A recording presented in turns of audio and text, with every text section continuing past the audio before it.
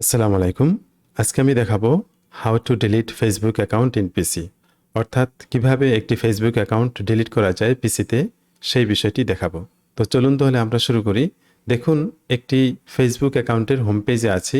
এখান থেকে রাইট সাইডে যে একটি বাটন আছে, এই যে বাটনটা দেখতে পাচ্ছেন, ড্রপ ডাউন বাটন, এখানে যদি আমরা ক্লিক করি তাহলে সেটিং অ্যান্ড প্রাইভেসি একটি অপশন আসবে। এখানে ক্লিক করার পরে আবার settings, privacy checkup, privacy centre, activity log, এই ধরনের অপশনগুলো আসবে। এখান থেকে আমরা সেটিংস এই অপশনে যাব। সেটিংস অপশনে যাওয়ার পরে দেখুন লেফট সাইডে আরেকটি মেনু আছে। এখান থেকে এই যে Facebook information, your Facebook information, এখানে যদি আমরা ক্লিক করি তাহলে একটি ইন্টারফেস চলে আসবে।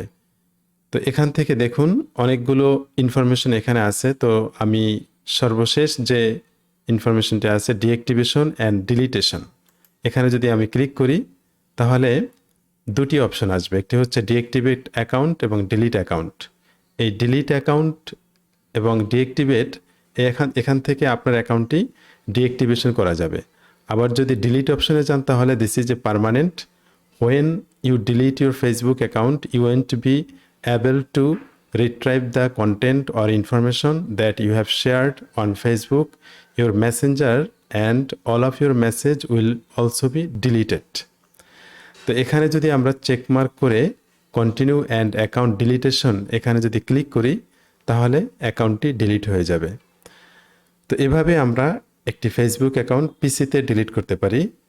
তো এই ছিল আজকের টিউটোরিয়াল। পরবর্তী টিউটোরিয়াল দেখার আমন্ত্রণ জানিয়ে শেষ করছি। আল্লাহ হাফেজ।